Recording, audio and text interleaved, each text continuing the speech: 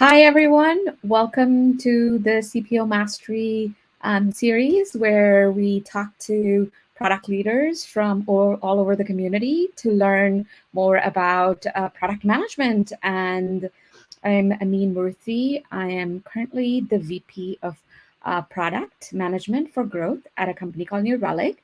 That makes it easy for developers to figure out if there are issues in their code and make their life simpler. Prior to New Relic, I've had senior leadership positions in product at eBay, Intel, and Amazon, where I've led teams that have built products most of us have used, hopefully, including Kindle and also eBay Classifieds. With me here today is Kyle Poyar, uh, who is the operating partner at OpenView. Kyle is an expert at product-led growth, optimizing go-to-market strategies, and SaaS pricing. And if you follow him, he has been a huge proponent on usage-based pricing and how it can help you with product-led growth.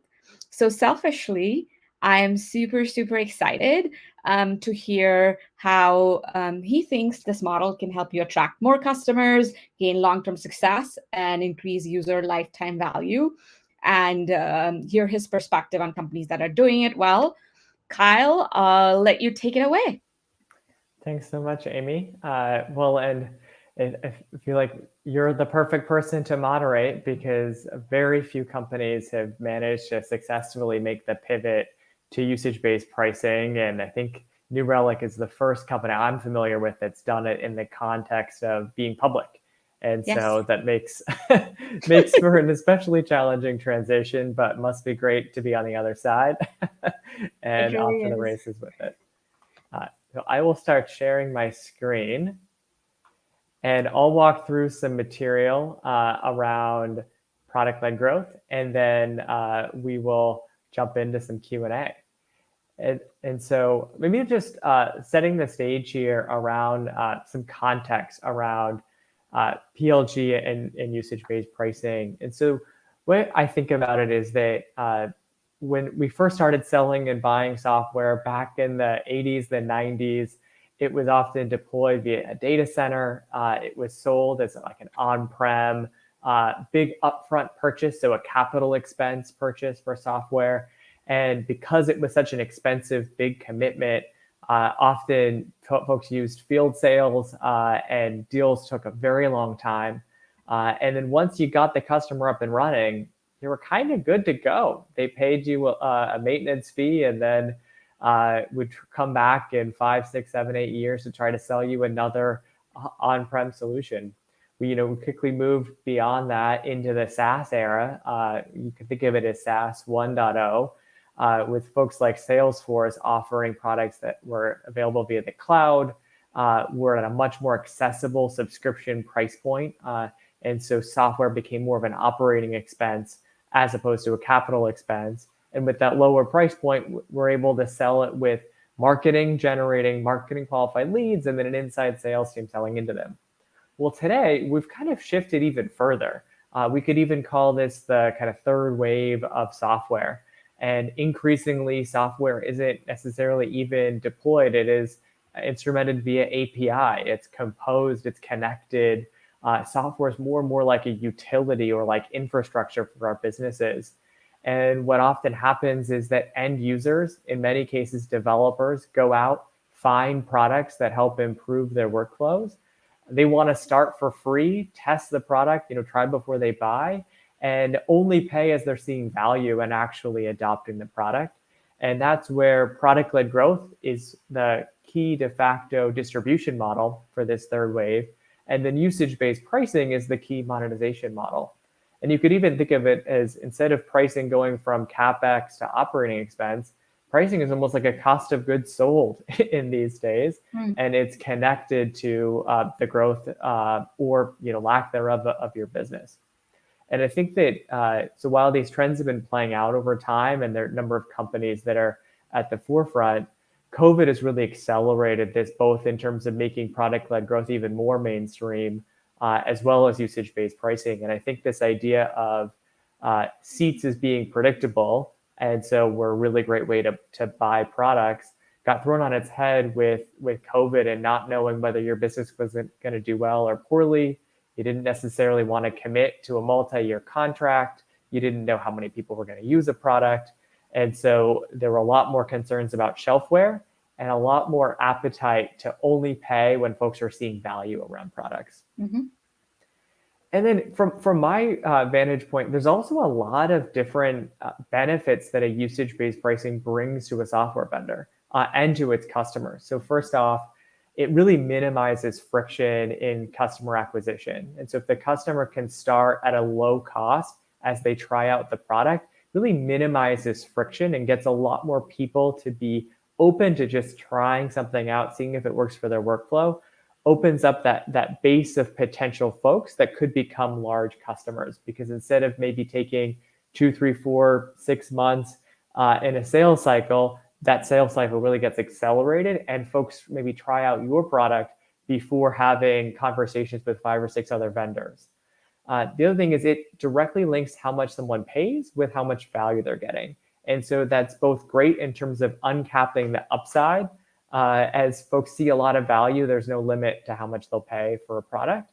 And really making actually the churn risk really limited in the sense that if someone's only seeing so much value, they pay less. Or if someone's business is struggling, they pay less rather than churning. And so it's a really close connection between price and value with a usage model. It also just allows more folks to experience the value of a product. When companies charge kind of historic subscription agreements priced up front and licensed on a per seat basis, there's often, folks are not sure how many seats they should provide access to. They don't want to make too big of a commitment up front. And so they often limit the scope of adoption to a small subset of the opportunity. But if you can instead be more generous up front, offer broader access to your product to more and more people, then your customers are going to find use cases that you might never have expected them to find. There's going to be more champions who are going to be advocating for your product, and you're going to often find that your product flourishes inside of a customer. And all of these kind of grow the market opportunity. You both unlock the lower end of the market, the SMB part of the market with a lower price point, and uncap the high end because you're no longer constrained by flat rates. So a lot of benefits. And just an example of how this plays out, I think a really smart usage-based model paired with product-led growth is Twilio. And they have an ability for folks to pay just as they use Twilio. And the company has 10 million developer accounts. What's fascinating, though, is that many of these companies end up not being super successful with the product, and that's fine. But they're just testing out the product. They don't have the best use case. That 10 million active accounts translates into 200,000 active customers, and those 200,000 active customers, though, once they start adopting that product, they keep growing more and more and more, and they find a lot more use cases for how to deploy Twilio. Plus, as their business grows, they naturally consume more of Twilio's products. And so they have a really best-in-class 132% net expansion rate. You can see the typical revenue trajectory with their customers just scales pretty dramatically. And so 85% of their expansion actually comes from usage. So instead of selling new products, going out paying commission on an upsell, that upsell is baked in. And so it's no wonder that their business model is so efficient.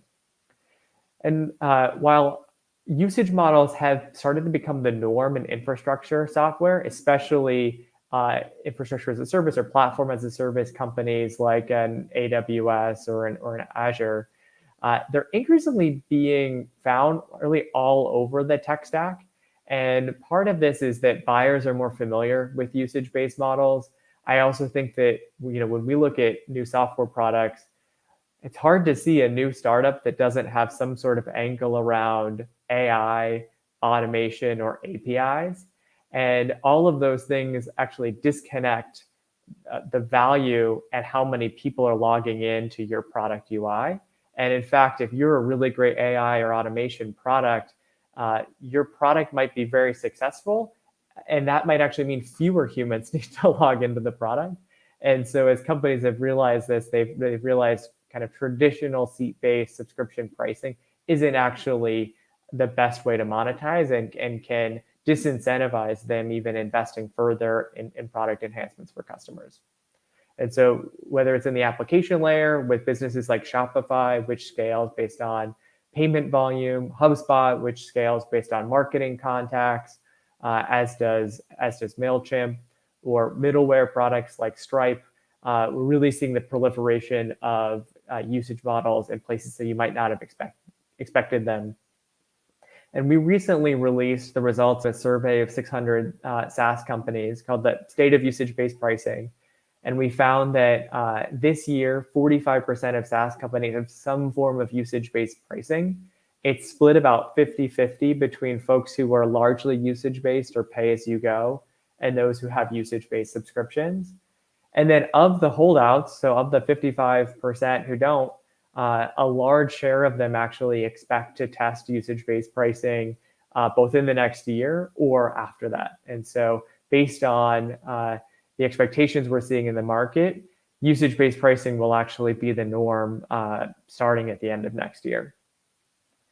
And so the other reason, why would a company, especially a successful company, think about changing their model essentially like midway through their growth? And part of what is drawing folks to a usage-based model is that it used to be something that was seen as unpredictable, or that investors wouldn't value usage-based revenue because it wasn't committed. And so there used to be a lot of fear that usage-based revenue just isn't a great business model. But as companies like Snowflake have gone public, we've actually seen that the companies that show the best ability to expand their customers disproportionately use usage-based pricing. In fact, of recent SaaS IPOs, 7 of the top 9 with the best net dollar retention all had usage-based pricing models. And so in that sense, usage-based pricing actually becomes very predictable, and it naturally expands more and more as customers grow.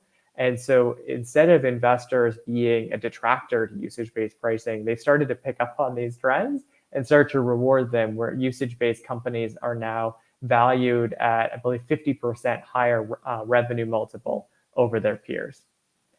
And so we're seeing a huge amount of interest and movement towards usage-based models, both at the startup scale. A company called Cypress, which is an OpenView portfolio company, is one example. They moved from traditional seat-based pricing to usage-based pricing earlier this year. New Relic last year made a huge pivot across their business, including a switch to usage-based pricing. And based on recent earnings calls, seems to be really paying off in terms of the relationships with customers. And then even like large legacy incumbents like Autodesk, which is by no means a new SaaS player, have found that they've been able to be more nimble and agile with their pricing, introduce pay-as-you-go models, and have had success with it with their customers. And so there's really a appetite across the gamut of SaaS companies moving to this kind of pricing. And so tons of great things to like about it. But the thing if you take away anything from this conversation, think about usage-based pricing as a different business model or a different way of building a SaaS company, and not just a pricing model. As you think about this transition or just scaling a business with usage-based pricing, you really have to evaluate it from a strategic lens, rethink your go-to-market strategy, and even rethink financial and operating questions. So I'll get into some of these questions. We'll also have a Q&A at the end. And then I'd plug that you should check out the usage-based pricing playbook on the OpenView website if you want to go in more depth. So starting with strategy and pricing, one of the questions to think about is whether a usage-based model is right for your product and customers. So for more and more companies, the answer is yes, but it's not true in every case. So what I look for is whether more usage aligns directly with your customer's business outcomes, so you can share in their success. Like if you think about a Stripe, which has payments API, as their customers grow revenue, they pay more in Stripe fees. So that's like pretty perfectly aligned. In fact, none of their customers are shutting down revenue opportunities because of their Stripe fees, right? But you might find that you don't have a product that has that kind of a connection. And so you really have to think about, are your outcomes really aligning with what your customer is trying to achieve? It also helps if your product is sticky, where usage increases over time for the average customer. Now, it's not going to be for every customer. There's certainly going to be seasonality with different business models, but you want to look at the cohort retention of different usage metrics and be able to see that across your book of business, it increases more and more and more. Otherwise, what happens is you might find usage-based pricing might not be the best business model, might not have the best financial outcomes for the company. Final thing to think about here is whether it's customer-centric. And so a lot of companies are increasingly excited about paying for software products on a usage model, but there are a number of legacy industries, or when you're selling into procurement, that they just aren't savvy. They don't really know how to predict it. They get really nervous about a usage-based pricing model. And so that's starting to change. So even the federal government didn't allow their agencies to pay on a pay-as-you-go model for decades. And now they're actually amending their rules because they're realizing that this is actually going to align with modern procurement best practices and help save agencies money. But like as an example, if you sold the government until really just this year, it would be really challenging to scale with a usage-based model. Another thing just to call out here is this Taximeter effect. And so there are products where when your customers are charged based on every usage event, that they have to think about every time they use the product. So it's kind of like watching the Taximeter run up and up and up. And so it makes them have to think every single time, do we use this product or do we use something else?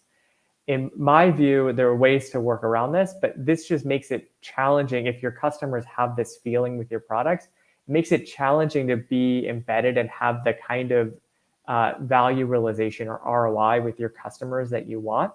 And so you might find that a more flat rate kind of model that drives more adoption ends up leading to better overall outcomes.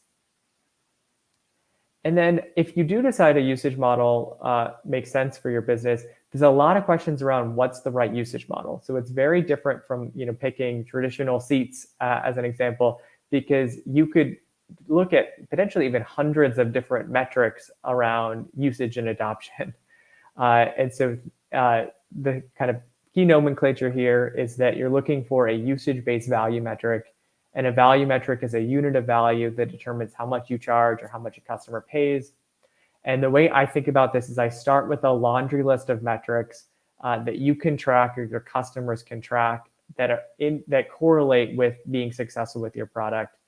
And then you really want to gather data and understand how these play out within a customer. And then I score each value metric against 5 different criteria. You're looking for these to be value-based. So the more customer uses it, the more value they see, the better off their business is. You want it to be scalable, where it grows inside the average customer. You want it to be flexible, so the customer can start with a scope of their usage before they have to expand. And then you also want it to be somewhat predictable, where even if the customer doesn't know exactly how much they're going to use for the next year, you can help them figure it out and get some rough guardrails around it, which de-risks that feeling of uncertainty. And the final thing is that it should be feasible. You need to be able to meter it. You need to be able to track it, bill based on it. You need to have consistency across every place you're reporting on that metric so that customers can trust their bill. And that's easier said than done, as a lot of product experts on the call probably recognize. And then one other thing I would just call out here is that it's fairly common in a usage-based business model for your largest subset of customers, even that top 10%, to account for a disproportionate amount of your overall revenue. And what happens is many companies with a usage-based business model treat their signups as a portfolio. A lot of folks will cluster at the low end with modest usage, and a subset scale rapidly, and there's no limit to how much they can scale. And that's very different from a lot of traditional subscription businesses. And so when you're looking at your customers, don't be that scared by saying that, okay, if we had this pricing model instead of our old one, some customers would pay way more, some would pay way less. That's pretty natural with a usage-based business model. And I can answer questions about how to navigate that, but that's actually the norm. That's not, you're not the exception if your business looks like that. And next is around go-to-market strategy. And while this is a product group, you should be aware of how folks sell and adopt your products. And product actually, one way to think about it is like, historically, product has sort of been separate from growth and go-to-market. And you sort of like, you hand over the product across the fence, so then sales demos it, customer success implements it, and sends you all the feature requests about what's missing. In a usage-based business model, product enhancements are directly connected to revenue growth, because the more folks use your product, the more revenue you naturally get. And so product is actually integral to go-to-market strategy and growth. And we'll talk a little bit more about that. So first off, at many successful usage-based companies, product-led growth really opens up the top of funnel. So you're looking for freemium offerings, free trials, or free credits to allow folks to try before they buy. And then it's really critical to have a great initial user experience and a fast time to value. Hopefully, someone can get up and running within a day or within their first week. And this really allows folks to try out your product successfully and without necessarily talking to a sales rep. You also want to make sure that high quality support is available in case folks have questions. But from a product standpoint, this means actually really investing not just in building new features, but in usability and time to value. It might mean carving out a separate team to work on growth and new user onboarding and activation. And it's a different mentality because product really is the first interaction that your customer has with the business. And so you need to you really have that one shot to either impress them and earn the right to grow with them or to potentially lose them. And then after there's some product engagement, you then normally bring in sales, and sales often take someone that might have been using the product on a self-service basis and helps move them into some sort of committed agreement or a larger overall purchase. And so they're often working with what are called product qualified leads, folks that essentially have shown signals that they're ready for an expanded relationship. And so because your sales team is interacting with folks who are already using the product, it's a different interaction. Instead of lots and lots of demos, they're working hand in hand with the customer around shared objectives of a broader deployment, maybe savings, maybe greater predictability of their bill. They often need to be much more technically versed, and they're helping that customer navigate things like legal, procurement, and security. So very consultative sellers. And you might even find that a solutions consultant, sales consultant kind of personality might even work better than a traditional hunter AE kind of mindset in this environment. And then when you think about this, while sales is often getting committed agreements, you don't want them to be undermining a usage model, right? And so you don't want them to be trying to oversell a deal, get a big commitment up front. And so for many companies, instead of paying sales comp based on the booked ARR, they're moving away and recognizing more or compensating more based on actual consumption, actual revenue generated, rather than just the commitment. And so as a starting point, just make sure that committed bookings aren't the only KPI, that you're not penalizing spend that happens later beyond the commitment, and that you're not encouraging that rep to essentially oversell that account. You want to be patient and grow with the customers, earn the right to grow with them. And then finally, on the go-to-market side, is that post-sales generally comes in and owns continued adoption and organic expansion. And so as you saw with Twilio, 85% of their expansion is just from usage. and customer success plays a really critical role in that process. What I find is that you're often looking to find leading indicators of future growth. So what are the things that a customer should be doing in their first month, first 3 months, first 6 months? And that might be setting up certain integrations, like Slack integrations that create stickiness. And so customer success really should be driving those activities and making sure that their overall book of business is successfully adopting the product, understands the different use cases, understands the value, and that's going to be a really critical foundation for future growth. Final thing to call out, and then we'll stop for questions, is on the finance and operations side. And first thing I'll just call out, as I mentioned before, is that there used to be fear that usage-based model wasn't valued by investors because this wasn't committed subscription revenue. Snowflake, which in their investor relations deck says explicitly, we are not a SaaS model, they're a usage-based model. They are proving that the market isn't viewing this as an issue. But what is critical is showing that despite being naturally usage-based, you want to show that the business model is predictable, that it's growing, and there's at least a path to a high gross margin on the business. And so from a context of if you're a Snowflake, you actually need to invest in predicting consumption. And this is where product actually all of a sudden partners with finance around understanding adoption trends that happen in accounts, helping forecast what revenue is going to look like across different cohorts of customers.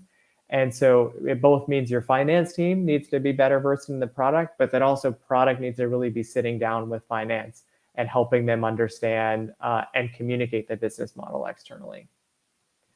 And so these are the key takeaways for folks across strategy, go-to-market, and then the finance and operations side. And we'll pause here for some Q&A.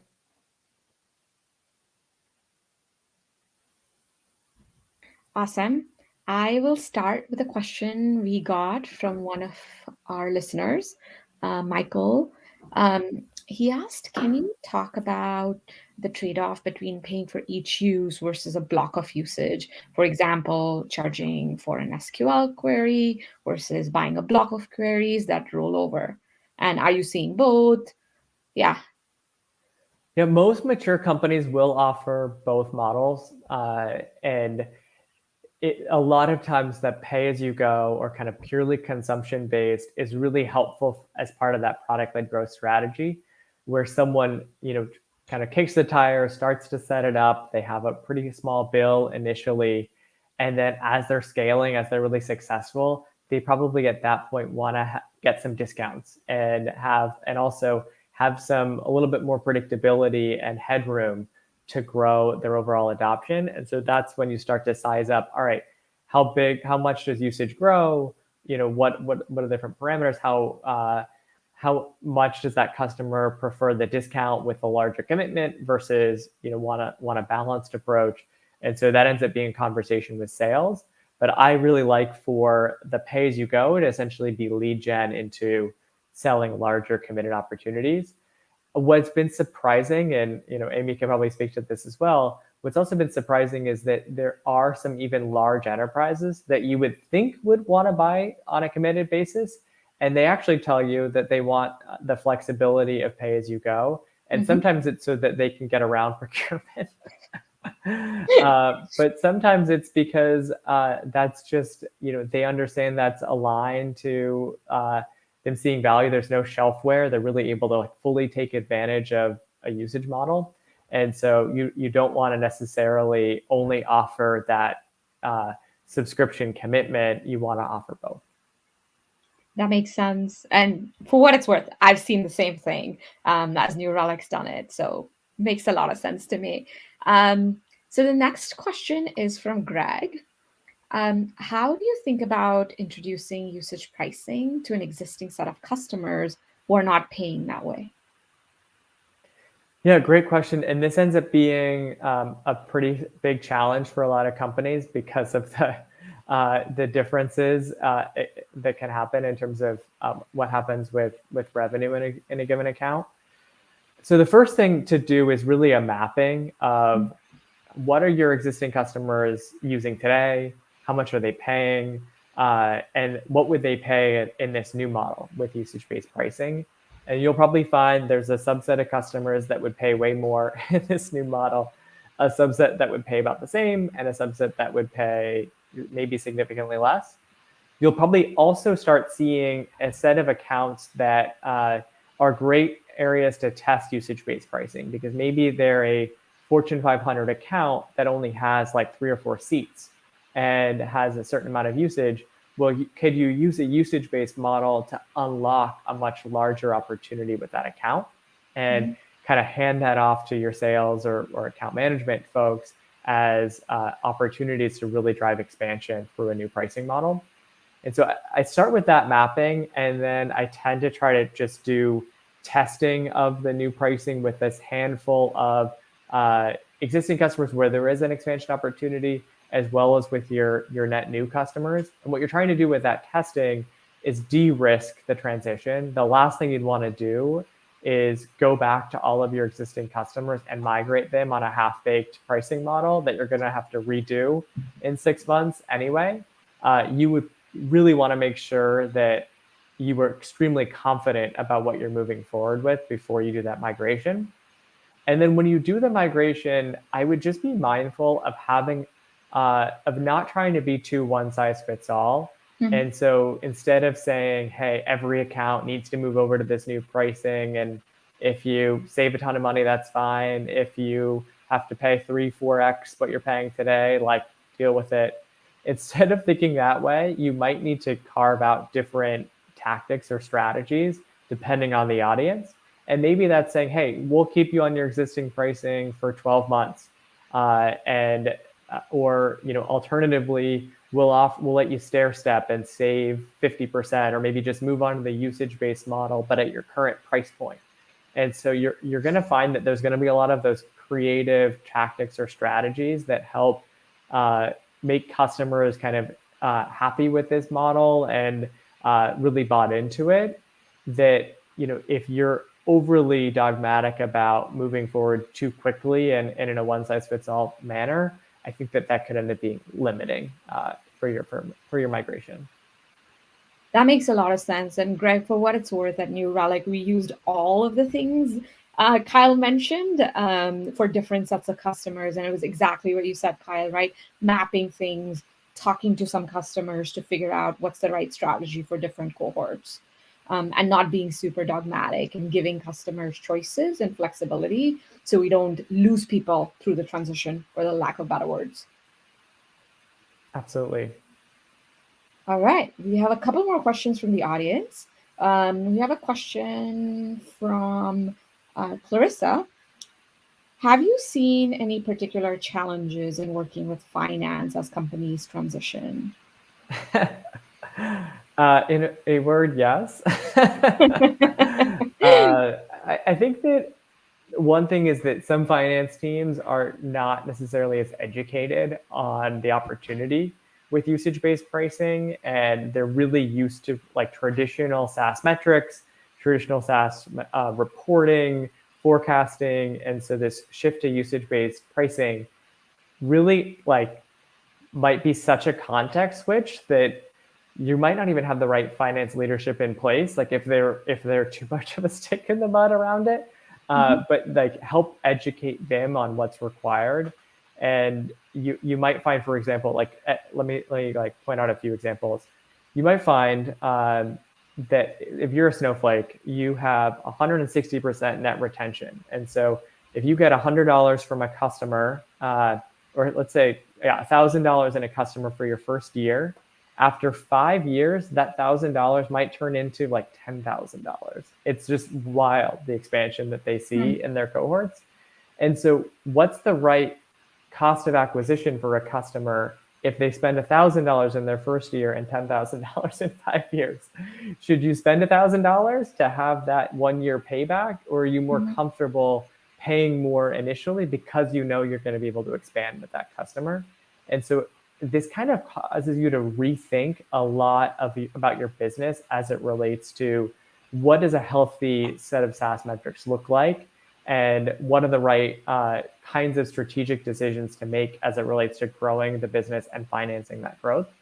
And those are like leadership team conversations, but I think normally finance drives it, but in this case, you might need to help educate finance so that they can wrap their head around the new model. And then finance often gets tasks, or finance plus RevOps, with all the billing parts of pricing. But in a usage model, product is really critical to that, because you have to be really great in terms of gathering that product usage data and sending that off to different people who need it. Ideally sharing that data in app so that customers have visibility into their consumption, making sure that anything you show in app is consistent with what people see on their bills. And so I think for a lot of product leaders, while it's not super strategic, the challenge you face is on the billing, metering, and reporting around your usage-based pricing. And that's part of the customer experience if you charge based on usage. Yeah, that makes a lot of sense. And for what it's worth, I manage that stuff for New Relic. And you're right, in some ways it's not super strategic, but in some ways it's the most important thing we do for our business, right? Because literally every dollar of revenue flows through it. And every time we bump up the accuracy of our pipeline or make it easier for customers, that's that many less queries we get through support. That's that much more revenue flowing through. So it is very interesting. And how you think about it and the scale of it is also very interesting, and something product leaders, especially for companies thinking about the transition, should think very carefully about, is how do you draw those lines, who will own it, and how do you work with finance differently, to Kyle's point. Yeah, absolutely. Well, and to that point too, and I'm curious if you've seen it, if you had a different experience. For a lot of companies, there's not the best off-the-shelf technology, especially connecting product and finance around making this transition.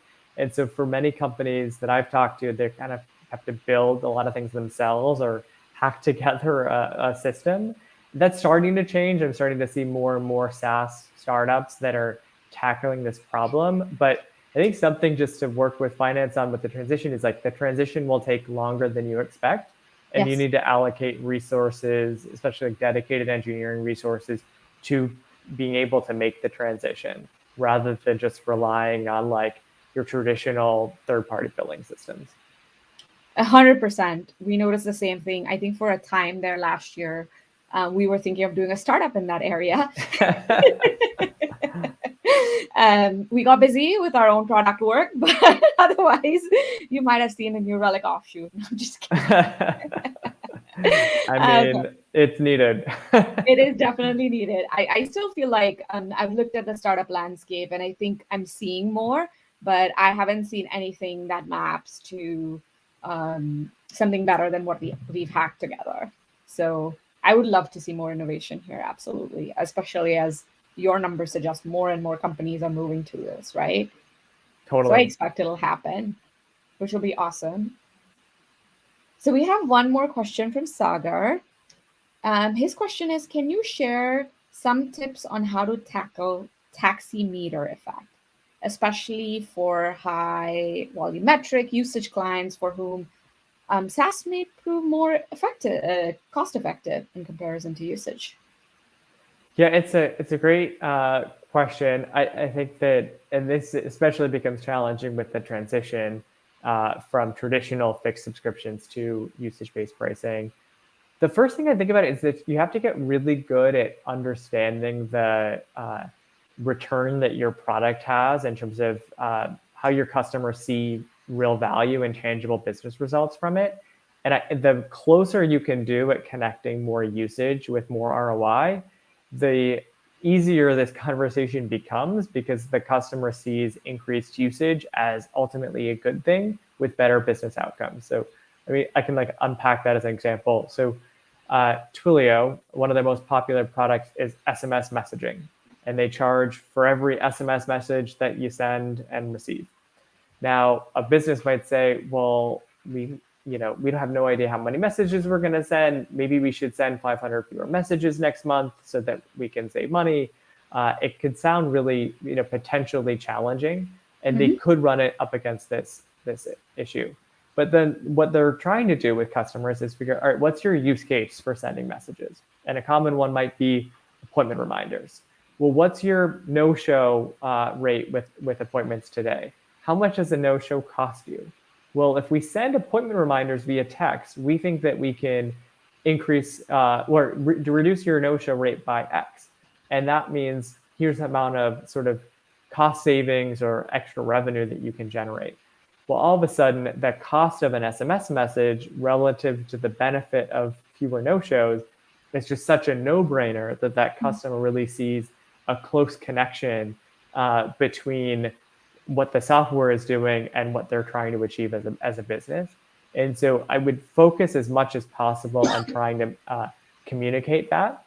And then I think that otherwise, I think for a lot of companies, the goal should be to try to get every customer onto some sort of usage-based model so that you're not combining flat rates and usage-based pricing. And otherwise, you're going to essentially find this perverse incentive where you're like crazy high usage customers are totally tapped out in a flat rate plan. And then your customers that aren't using the product are in a usage-based model, and you really actually don't get very much upside from either.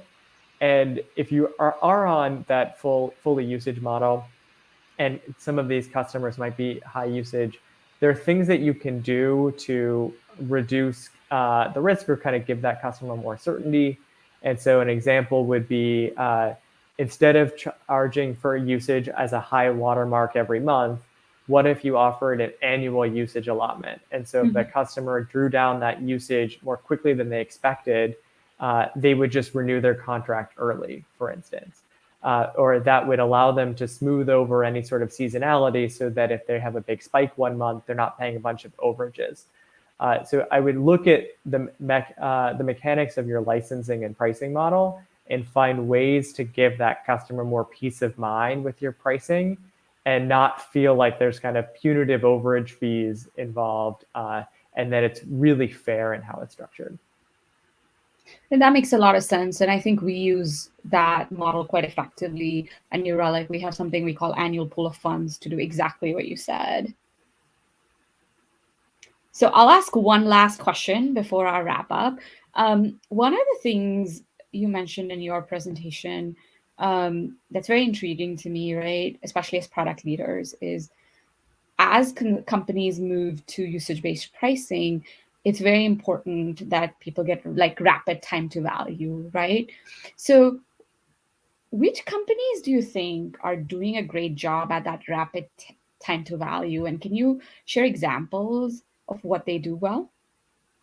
Yeah, absolutely. Well, and it's been amazing to see the investment around whether it's product growth teams or standalone growth teams that are really kind of taking on innovative approaches to lead to faster and faster time to value. I think some companies that come to mind for me, obviously like Twilio is a great example.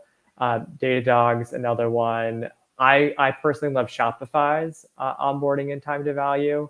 And I think one of the things I like about Shopify's as an example is that a lot of their customers are small business owners, maybe even they're the only employee, but then they also have people that are coming in with like a legacy e-commerce system that have, dozens of employees that want to start on Shopify.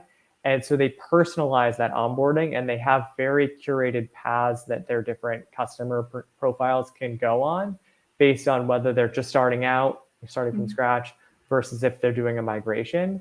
And they make it really feel easy and consumer-like in that segmented or personalized way rather than one size fits all. And I think that's a key thing, is that there used to be in vogue of having one activation metric and you're trying to get everyone to reach that point of activation in their first hour. But I think more and more people are realizing that their customers are coming in with a very different context and they need to personalize that experience based on the context. Another one I would just call out, it would be Airtable. And so Airtable automates essentially document creation, or I think of it as like Excel on steroids. There's a million different ways that you could use Airtable. And that could even be confusing for some people because they might not know exactly how to bring Airtable into their workflow. And so Airtable has hundreds of essentially templates that you can sort of find the most relevant ones for your role. Maybe it's content calendar creation if you're in marketing, or there could be some CRM workflows if you're in sales, and they help people find that template. And that template really accelerates your ability to understand what you can do with Airtable and get to a really successful base in Airtable way faster than if you were building it from scratch. And what I love is that that's connected with top of funnel too. So all of those templates become great content marketing and helping educate folks that have these specific things they're trying to do that are really painful without a solution like Airtable. And it helps them realize what's possible and connects the marketing efforts with the product. And so I love any time that you can have that seamless customer journey from when someone finds you on Google to when they see value and start paying for your product. That sounds perfect. Thank you, Kyle. Really appreciate the insightful talk you shared today, and also answering all the questions from me and from our users. Also, thank you for the global audience of senior product leaders who've tuned in from all across the world to listen to the talk. Really appreciate all of you spending the time with us today. With that, I'm going to call this a wrap. Thank you, everyone.